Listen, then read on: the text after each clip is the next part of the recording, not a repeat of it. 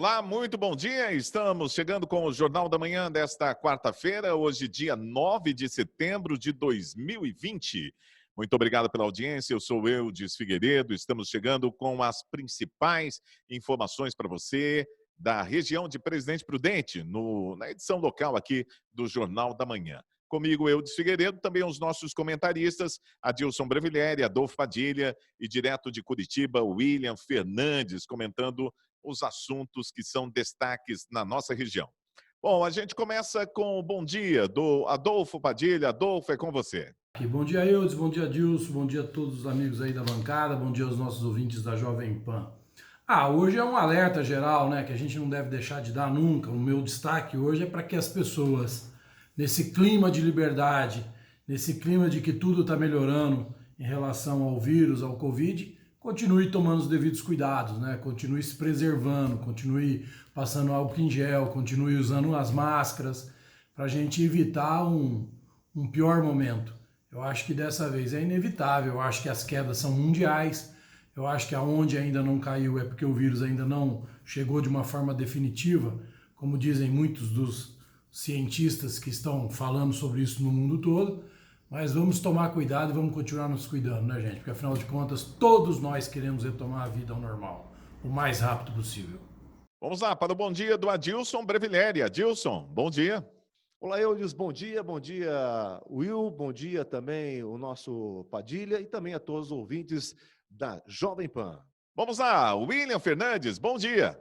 Bom dia, Eudes Figueiredo, Adolfo, Fernando, Adilson, ótima manhã para vocês e também aos ouvintes do Jornal da Manhã. E o meu destaque hoje fica para a declaração do ex-presidente Fernando Henrique Cardoso, que se diz arrependido da aprovação da emenda da reeleição. E olha só, a crise provocada pela pandemia atingiu todos os setores de Presidente Prudente, mas por decreto, o prefeito Nelson Bugalho decidiu socorrer apenas uma empresa, a Prudente Urbano. A medida foi dar uma folga para a concessionária do transporte coletivo pagar o Imposto sobre Serviços, o ISS. Essa medida foi publicada em edição extra do Diário Oficial Eletrônico na tarde da última sexta-feira. O decreto foi assinado um dia após a reunião entre o prefeito e representantes da Prudente Urbano no Paço Municipal Florivaldo Leal. A empresa cobra o auxílio financeiro do município para honrar compromissos como o pagamento de funcionários. Vamos lá para o comentário de Adolfo Padilha. Olha, eu acho que é uma medida cautelar do prefeito. Eu acho que a empresa de ônibus, eu vejo algumas pessoas colocarem só para a empresa de ônibus. A empresa de ônibus é uma concessionária, ela tem parceria com a prefeitura no sentido de melhor atender um grande número da população de Prudente.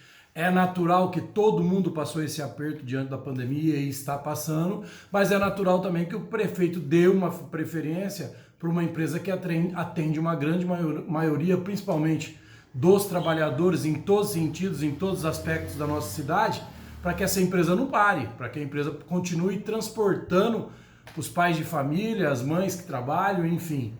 Eu acho que é uma medida, diante do quadro financeiro que todo mundo passou, uma medida natural do prefeito, que, conforme o seu poder de gestão, define e não abriu mão de receber, apenas deu um prazo para que essa empresa continue atendendo a maioria da população de Prudente, com bons serviços, para que todos possam retomar a sua vida e, com isso, ganhe um fôlego para botar suas contas em dia, priorizando principalmente o pagamento da folha de trabalho, que são muitos funcionários, muitas famílias dependentes das empresas de transporte urbano. Eu não vejo assim aqui nenhum protecionismo e muito menos politicagem, como alguns tentam dizer. Acho sim uma demonstração de gestão do atual prefeito Nelson Bugalho em relação às empresas que transportam todo o povo prudentino aos seus trabalhos e às suas residências. Olha, a gente tem que entender que o prefeito realmente está bastante preocupado com o transporte urbano de Presidente Prudente, porque uma atitude dessa de facilitar o pagamento do ISS para a empresa, sem dúvida, é uma forma de ajudar, né? Agora, o grande problema que deve estar todo mundo questionando, por que ajudar só essa empresa e fazendo acepção das outras demais? Mas, enfim, se a gente for ficar preocupado com as coisas que vão acontecer, o que deve acontecer, e o transporte urbano de Prudente está aí nessa situação bastante delicada, a população sofrendo muito, e agora com a volta também da movimentação maior da população por conta da fase amarela que nós estamos, a empresa vai ter que colocar mais ônibus na rua, vai ter que aumentar aí o número de carros para poder aumentar também a demanda que fatalmente já está aumentando.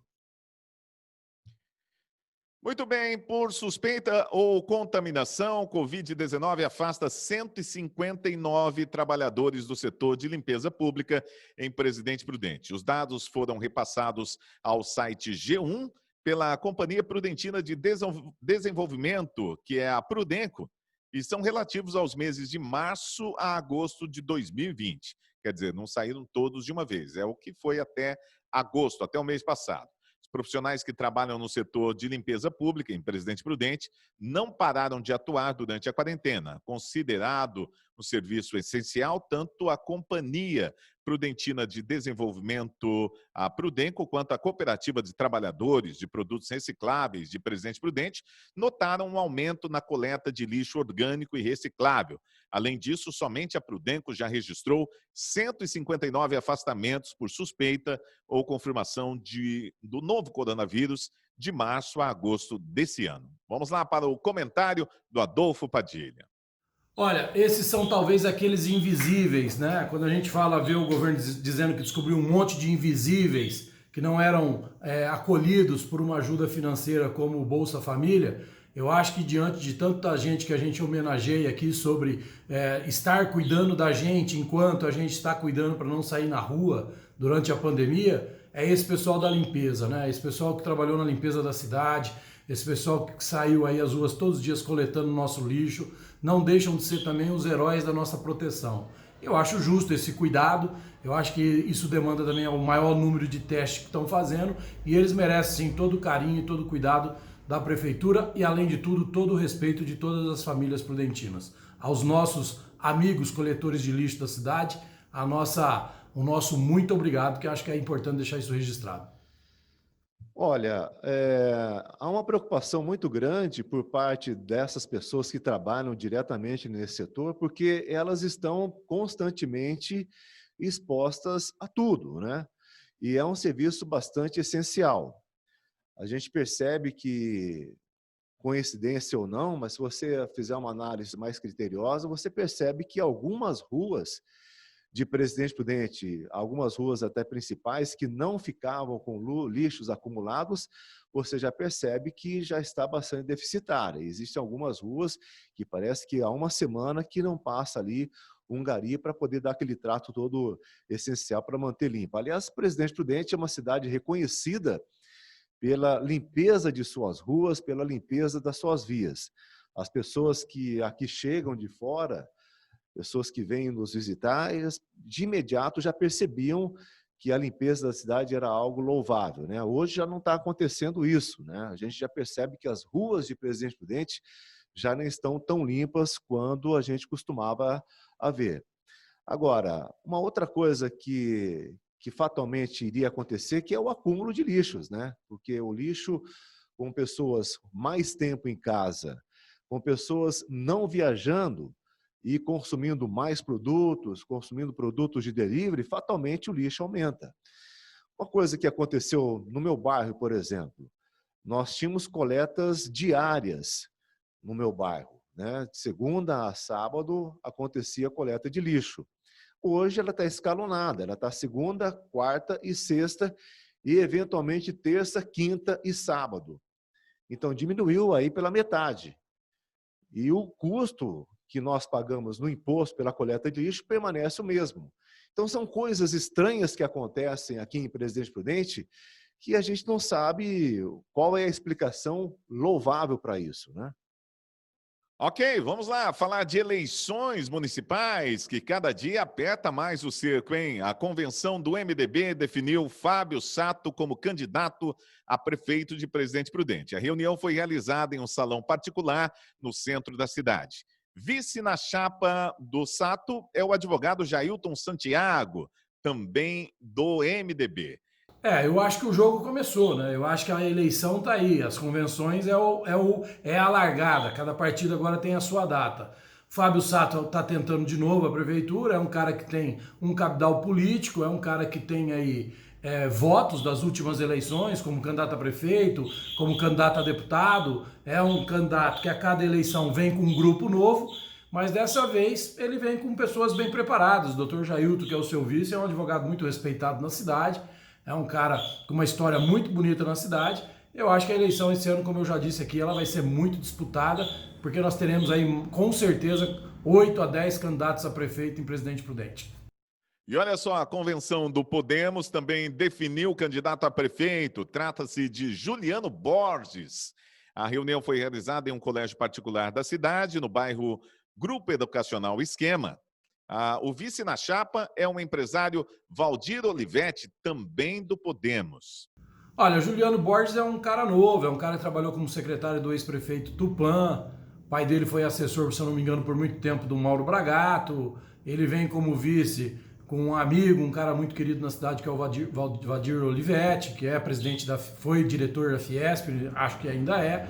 Eu acho que é mais uma dobradinha, e eles vêm com umas coisas interessantes. Eles já vão anunciar o grupo de secretário. Eu acho isso legal, porque daí toda a população pode tomar conhecimento quem vai ser o time que vai começar, caso eles tenham sucesso no pleito eleitoral. E desejar boa sorte, é uma dobradinha nova, é uma dobradinha que vem com um discurso diferente, é uma dobradinha que pegou bons candidatos a vereadores para a sua coligação e estamos aí no páreo. Eu acho que o Prudente ganha com isso, com novas pessoas, novas ideias, novos propósitos. Eu acho tudo isso muito interessante para uma cidade que nem Presidente Prudente, que normalmente só teve 1, 2 grupos, né? Hoje a gente vê bastante gente aí se envolvendo de uma forma salutar. Espero que a campanha se mantenha num bom nível, né? As pessoas que estavam se anunciando como pré-candidatos, ou as pessoas que já estavam aí divulgando o seu nome, fatalmente essas convenções vai ser mesmo para poder confirmar o que a cidade já sabia. Então nós temos aí a chapa que traz o Fábio Sato e o Jailton, e também temos a chapa do Juliano Borges, né, que também é uma outra personalidade pública de Presidente Prudente, que também já vinha anunciando aí a sua candidatura, e são mais 2 candidaturas que fatalmente vão estar aí no pleito, como nós estamos sabendo que nós teremos aí praticamente quase 10 candidaturas, e a divisão dos votos aqui de Presidente Prudente vai praticamente, segundo os especialistas, ficar aí em torno de 18 a 20, 22 mil votos, e nós teremos um prefeito eleito aqui em Presidente Prudente. Agora vamos ver quais serão as outras chapas que estarão aí aparecendo, para que a população também possa já ter um tempo hábil para ir também já selecionando qual será o seu candidato preferido. Muito bem, olha, a ação judicial que resultou na implantação do Bom Prato em Presidente Prudente rende prêmio ao defensor público. Orivaldo de Souza Gineu Júnior foi o vencedor do prêmio Justiça para Todas e Todos, Josefina Bassarissa, na categoria Defensor Público. Olha que maravilha, hein? A ação civil pública que resultou na determinação judicial para a implantação de um restaurante popular do programa Bom Prato em Presidente Prudente foi a iniciativa vencedora da edição 2020 do Prêmio Justiça para Todas e Todos. O premiado foi o defensor público Orivaldo de Souza Gineu Júnior, autor da ação que impactará no fornecimento de 1.200 almoços e 300 cafés da manhã por dia a baixo custo. É um prêmio justo, porque, veja bem, a gente já comentou sobre aqui o Bom Prato em Presidente Prudente, sobre as consequências para aqueles pequenos comerciantes que vivem de ter um restaurante ali no centro da cidade, ou periférico ao centro da cidade, onde a comida não é assim um valor tão caro, e eles sobrevivem com isso. Eles serão os maiores atingidos. Por outro lado, o Bom Prato, pelo comprometimento legal de ter um preço abaixo do custo, um preço bem favorável àqueles que menos têm, é uma iniciativa social muito legal. Nesse caso específico imprudente, foi preciso uma determinação judicial, porque realmente teve um lobby muito grande dos comerciantes do ramo, segundo as conversas de bastidores. Sendo assim, o Orivaldo aqui, que foi o premiado como defensor da justiça para todas e todos, ele entrou com uma ação que fez com que a prefeitura, juntamente com o governo, fosse obrigado a implantar aqui o Bom Prato. É um prêmio louvável, é um prêmio merecido, porque bem ou mal o Bom Prato vai sim atender muita gente. aqui a gente tem duas situações para poder fazer uma análise. Primeiramente, a gente tem que dar aqui parabéns ao Orivaldo de Souza Ginel Júnior, que foi o vencedor do Prêmio Justiça para Todos e Todas, que é o Prêmio Josefina Bacariça, na categoria Defensor Público. Pois é, um prudentino que, de notável conhecimento jurídico, acabou abocanhando aí esse prêmio que foi impetrado por essa ação, né, que é uma ação civil pública, que acabou resultando aí na determinação judicial para a implantação do restaurante popular em Prudente. Ora, uma cidade onde nós tivemos aqui um aumento de pessoas em sinaleiros, em portas de estabelecimentos comerciais, pedindo esmola, pedindo um prato de comida, pedindo uma marmitex. Então, a aprovação da implantação do restaurante popular fatalmente vai ajudar diretamente essas pessoas menos favorecidas. São pessoas que passam fome nas ruas de Presidente Prudente. E 1.200 almoços e 300 cafés da manhã por dia, com um custo baixíssimo, fatalmente irá melhorar a nossa situação. Nós teremos aí uma população carente, mais favorecida, se alimentando com uma alimentação adequada, e a gente tem que dar louvável a essa ação. Agora, por outro lado, a gente tem que entender também que a prefeitura não queria, né, a implantação do programa Bom Prato aqui em Presidente Prudente, como também a maioria dos empresários do segmento de bares e restaurantes de Presidente Prudente. Ora, aonde foi implantado o programa Bom Prato, como vai ser aqui em Presidente Prudente, não houve alteração nenhuma no segmento de restaurantes. Por exemplo, em Ribeirão Preto, em Campinas, São Carlos, essas cidades não sofreram nenhum tipo de diminuição de venda nos bares e restaurantes da cidade. Isso prova que quem utiliza o programa Bom Prato são as pessoas mais carentes e menos favorecidas. Então, eu acho que será uma boa coisa nós termos esse programa aqui também em Presidente Prudente. E olha só, Bolsonaro deve se reunir com empresários para fechar acordo sobre a desoneração da folha de pagamento. O presidente Jair Bolsonaro deve se reunir, então, com representantes dos 17 setores beneficiados pela desoneração da folha de pagamento para fechar um acordo para manter a redução no pagamento de tributos até o final do ano que vem, 2021. Com isso, o Congresso deve derrubar, na semana que vem, o veto presidencial à medida. É o governo fazendo o papel dele. Eu acho que o mais importante num governo é ele se comunicar, é ele sentar com quem é de interesse direto e achar a melhor saída. Principalmente vindo de uma pandemia como nós estamos, saindo dessa pandemia ou ainda estando nessa pandemia que causou um caos econômico enorme, não só no Brasil, mas no mundo todo. Então, juntas as peças, se constrói um acordo para quê? Com um objetivo único, o objetivo de evitar demissões, o objetivo de fomentar a economia e nada mais importante do que ouvir aqueles que estão nos seus segmentos. O presidente Bolsonaro, juntamente com os seus ministros da economia, está novamente demonstrando o quê? A melhor forma de governar é ouvindo as ruas. Seja no sentido como esse empresarial, daqueles que estão no seu segmento sofrendo na pele esse caos econômico que foi causado pela pandemia. Diante disso, discutindo isso a quatro mãos, com certeza a atitude é menos errada, pelo menos assim. A atitude ela vai ter menos riscos de dar errado. Então, parabéns ao governo, parabéns aos empresários que juntos estão tentando construir uma ponte mais sólida diante de tantas incertezas futuras que nós temos sobre a nossa economia. Olha, a grande preocupação do nosso presidente é que o Estado consiga pagar as suas contas no ano que vem, né? Cumprir com a folha de pagamento, que é uma folha de pagamento respeitável, né? Por outro lado, também nós temos que pensar na produção, nos setores que praticamente mantêm o emprego no nosso país. Então, aí é um jogo de xadrez, né? O Congresso deve ter uma missão difícil para poder derrubar o veto do presidente ou estender até dezembro do ano que vem, que certamente vai aumentar aí a carga e também as dificuldades no setor do governo. Mas, enfim, de uma certa forma, nós temos que buscar um consenso, né? Nós temos que ter o consenso do Congresso Nacional, nós temos que ter o consenso também por parte do governo. E eu tenho também a certeza de que essa prorrogação ela vai acontecer, porque o desemprego nós temos que ir diminuindo gradativamente, e são alternativas que possam manter a população empregada, principalmente nesses 17 setores principais aí da nossa economia. E o que é importante também é que o governo sinaliza que talvez possa haver aí um financiamento dessa desoneração, né? Que as empresas possam ter condições adequadas e mais facilitadas para poder cumprir com a carga tributária que elas devem. E somado a isso também, nós temos que pensar que está tramitando aí a reforma tributária, está tramitando a reforma administrativa, tudo isso são coisas que, de uma certa forma, vai tirar dinheiro do governo. De uma certa forma, o governo vai ter que buscar cortes e vai ter que buscar outra alternativa para poder cumprir com as suas obrigações.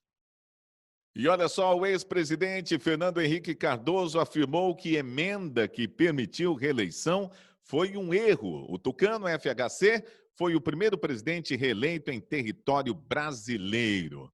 E olha só, o ex-presidente Fernando Henrique afirmou domingo ter sido um erro a implementação da reeleição no Brasil.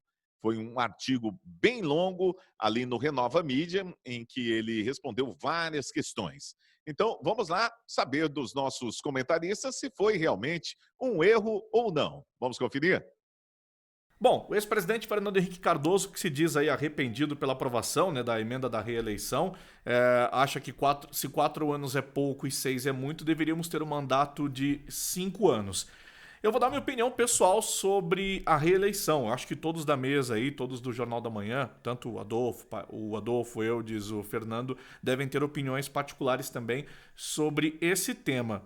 Eu, desde o plebiscito em 93, né, para escolher o modelo, se nós teríamos um modelo presidencialista, parlamentarista, se seríamos uma república, uma monarquia, eu sempre fui adepto do modelo parlamentarista de governo com voto distrital. Seria uma forma da população estar mais próximo dos seus candidatos, né, poder cobrar mais ação dos seus deputados e aí sim termos um modelo parlamentarista. Como já escolhemos o modelo presidencialista, eu ainda sou a favor da reeleição. Porque por mais que nós tenhamos mandatos de 5 anos, o candidato pode até não trabalhar para se reeleger, mas ele vai trabalhar para eleger um sucessor e para voltar depois de 5 anos. Então eu acho que não muda muito, não vai mudar muita coisa no dia a dia, né, dos políticos tentando se reeleger ou tentando reeleger o sucessor.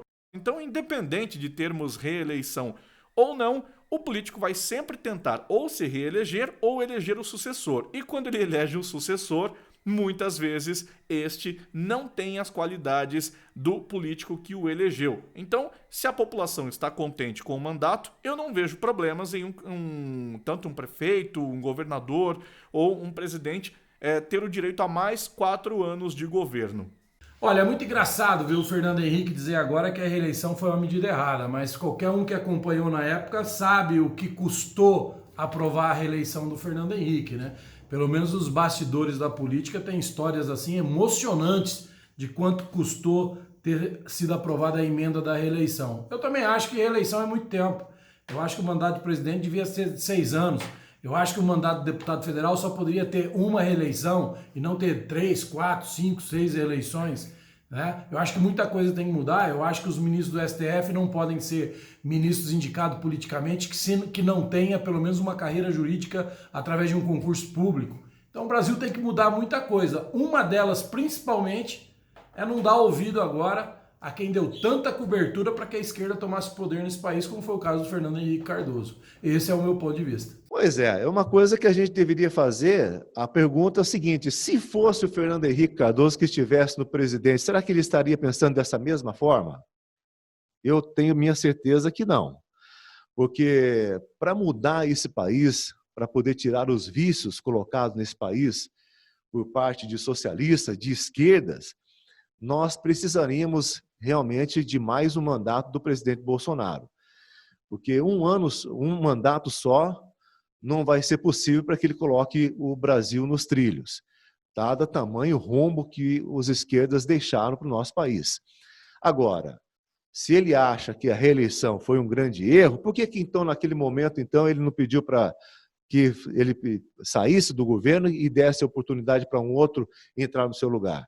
é justamente por isso, porque não é que ele não, hoje não está lá, né? E está vendo aí que a reeleição do presidente Bolsonaro é tida como certa. Muito bem, é isso aí. Muito obrigado ao Adolfo Padilha, Adilson Brevileri e também William Fernandes pela participação aqui no Jornal da Manhã. Grande abraço para todo mundo. Nós voltamos amanhã, se Deus quiser, a partir das 7h30 da manhã, dentro do Jornal da Manhã da Jovem Pan. A gente entra com a edição para Presidente Prudente Região. Grande abraço para todo mundo. Continue aqui na programação e a gente se fala.